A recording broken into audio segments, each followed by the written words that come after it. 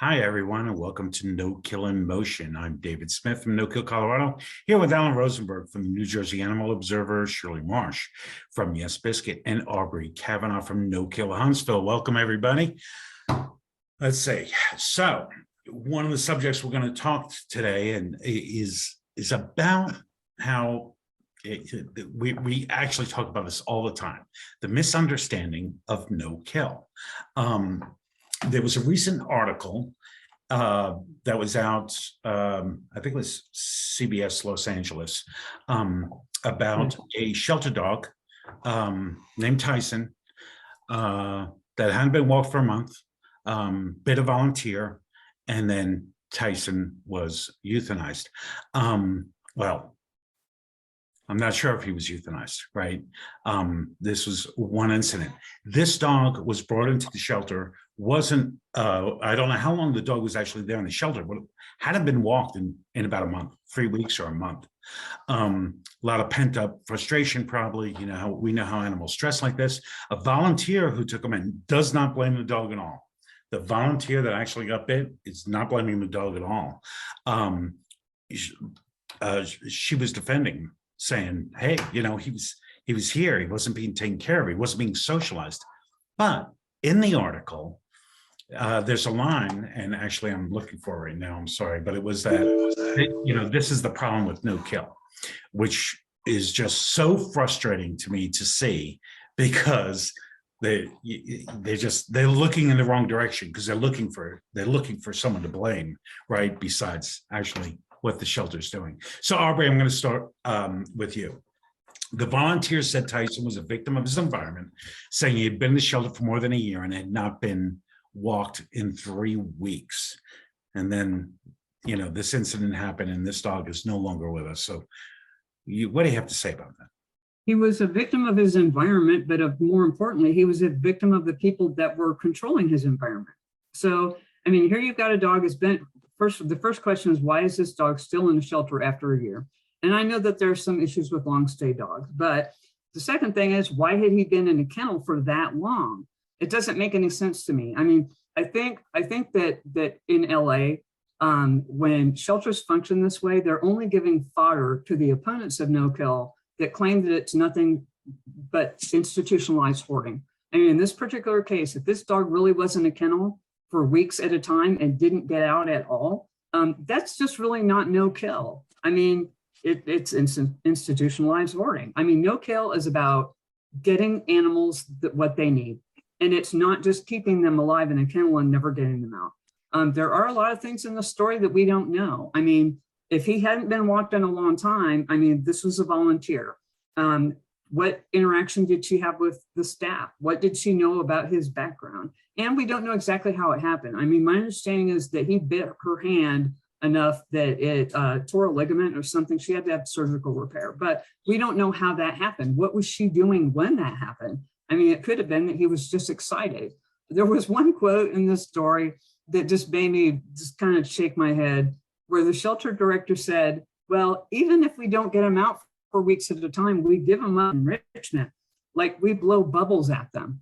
I don't know in what world blowing bubbles at a dog who's probably frustrated is considered enrichment. I think that this dog and many other dogs are in that same facility. They're being set up for failure. If you have a dog in a kennel and they're in there for weeks at a time, and then you go to get them out and they don't behave the way you want, well, gosh, don't be surprised about that. It could be that he was just really, really excited. We don't know. Right. And as I said, the volunteer is not actually blaming this dog for anything. Not in the article anyway. It doesn't look like she is. Shirley.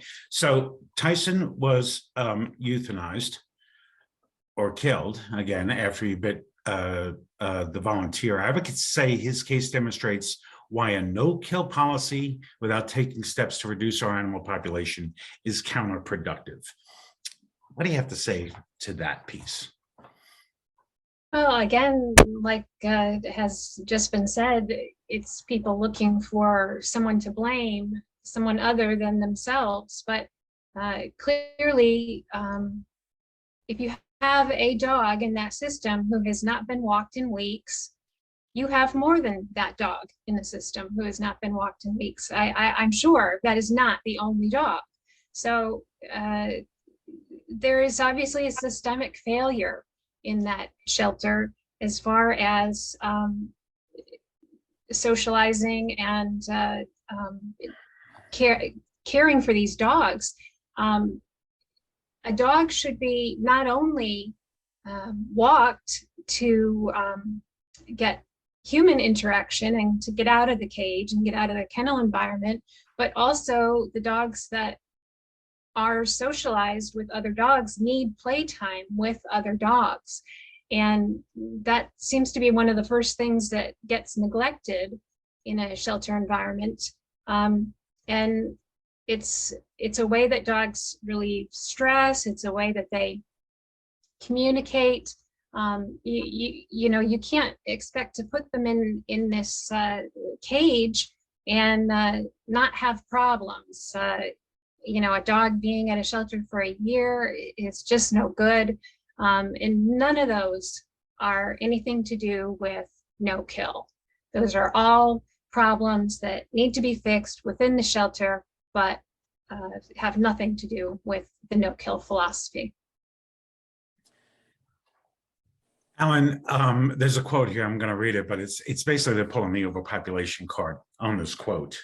And it's amazing because I remember LA, I think in the No Kill Advocacy's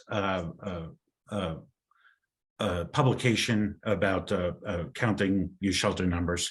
LA was actually one of the examples because the intake rate per capita as compared to, like, I think it was Washoe County at the time, was astronomically different, and Washoe was doing it.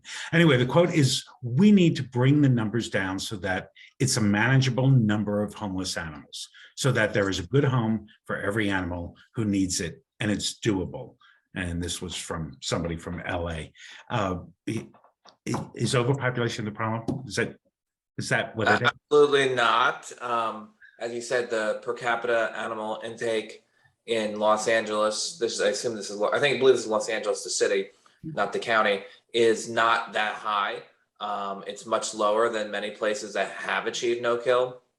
Additionally, right now, after the pandemic, animal intake at shelters nationwide is way lower than it was before the pandemic. Mm-hmm. So I hear it all the time. You even hear it up here in the Northeast, where per capita intake is really pretty minuscule.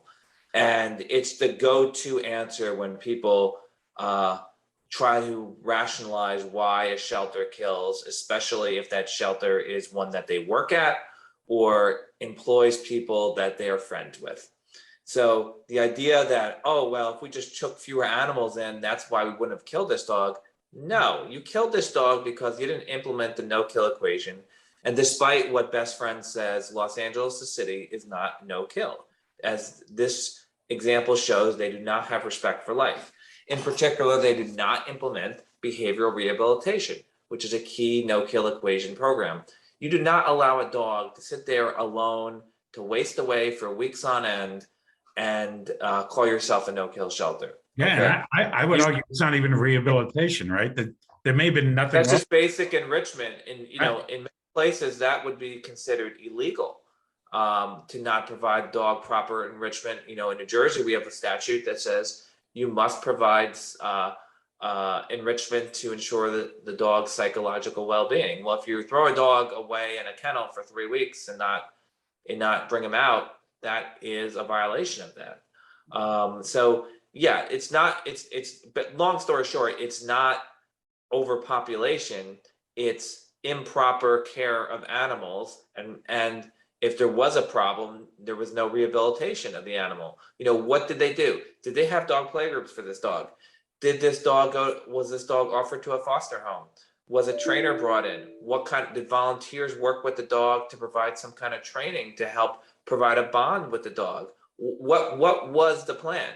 And to say that, oh, well, no kill is responsible because we didn't kill this dog immediately, that's ridiculous. Or if we just spayed and neutered, these dogs wouldn't come in. These type of dogs will always come in, whether you're taking in 20,000 animals a year or 200 animals a year. you're always going to have some dogs that are on the spectrum of behavioral issues. And as we know, over 99% of dogs can be placed and are not aggressive. So this incident really is an example of people trying to rationalize killing when the killing can't be excused.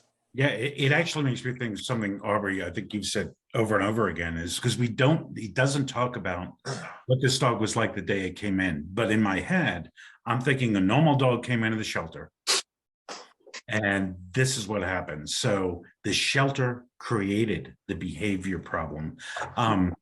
I don't know that for sure, but we see it all the time. We know that, and when we hear 3 weeks, a month in a shelter, in a kennel, then we can actually, we can assume that it was their fault that this dog got Well, unless they come up with a plan for other dogs that are in the shelter that they're housing this way, it's going to happen again. So I would like to think that the positive of this would be somebody would go, oh, we need to develop a plan. I just don't see that happening, though. I think LA is happier to, with the help of best friends, to say, oh, we're no kill, than they are interested in developing an effective way of running the shelter using no kill programs and services. Yeah. It's easier to just say, oh, look at us, we're great. Oh, well, yeah, that's an anomaly. No, it's not. It'll happen again.